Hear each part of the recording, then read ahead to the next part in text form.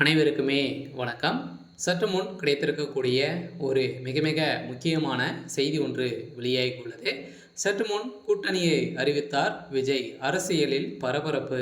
இது மாதிரி செய்திகள் வெளியாகிருக்கு.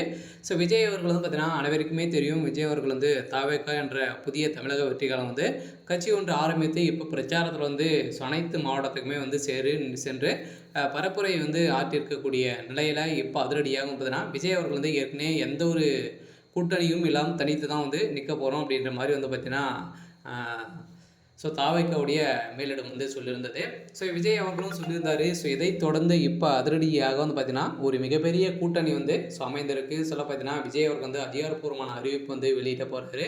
சொல்ல கட்டாயம் பார்த்தீங்கன்னா இப்போ இந்த கரூரில் நடந்த சம்பவத்தின் அடிப்படையில் தான் பார்த்தீங்கன்னா இப்போ விஜய் அவர்களுக்கு தாவேக்கா எந்த நிலையில் இருக்குது அப்படின்றத தெரிய வந்திருக்கு. அதில் ஒரு மிகப்பெரிய கூட்டணி அமைந்திருக்கு. ஸோ இந்த கூட்டணியை பற்றி இந்த வீடியோவில் நம்ம முழுமையாக பார்க்கலாம்.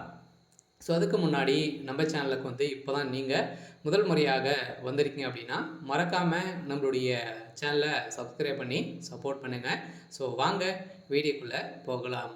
ஸோ பார்த்தீங்கன்னா சொதரடியாக கரூரில் நடந்த சம்பவத்தின் அடிப்படையில் தாவேக்காவுக்கு பார்த்தீங்கன்னா ஒரு மிகப்பெரிய பின்னடை தேடி தந்தது இல்லையா. இது பார்த்தீங்கன்னா மக்களுடைய உயிரை வைத்து பணயம் வைத்து ஸோ இது மாதிரி தாவேக்கா மீது நிறைய குற்றச்சாட்டுகள் எழுந்திருக்கு. அதே பிஞ்சு குழந்தைகளெல்லாம் பார்த்தீங்கன்னா இருந்திருக்காங்க.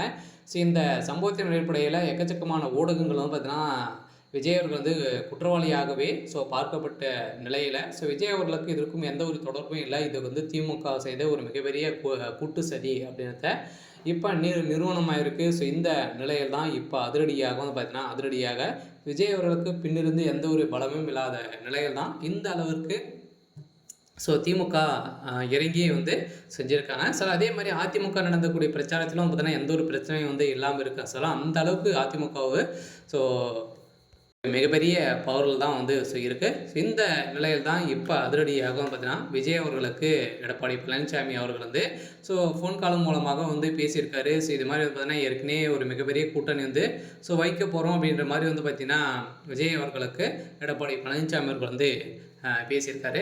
அதே மாதிரி பார்த்தீங்கன்னா இப்போ அமைந்திருக்கு. பார்த்தீங்கன்னா விஜய் அவர்களும் ஒரு மிகப்பெரிய கூட்டணி வைக்க போகிறோம். அதே மாதிரி பாஜகவுக்கு அடிமையாக தான் பார்த்தீங்கன்னா இப்போ அதிரடியாக தாவேக்கா களமிறங்கிருக்கு. இருந்தாலுமே இது கூடியவர்கள் என்ன தகவல் விஜய் அவர்கள் கொடுக்க போகிறாரு அப்படின்ற ஒரு மிகப்பெரிய கேள்விக்குறியாக இருந்தாலுமே கரூரில் நடந்த சம்பவத்தின் அடிப்படையில் திமுகவுக்கு ஒரு மிகப்பெரிய சம்பவங்கள் இருந்தது. இருந்தாலுமே இந்த சம்பவத்தின் அடிப்படையில் தான் தாவேக்கா அதிமுகவுக்கு தாவுகிற நிலை உருவாகியிருக்கு. சரி, ஓகே. இன்னைக்கான அப்டேட் இதுதான். மறக்காமல் நம்மளுடைய சேனலை சப்ஸ்கிரைப் பண்ணி சப்போர்ட் பண்ணுங்கள். தேங்க்யூ.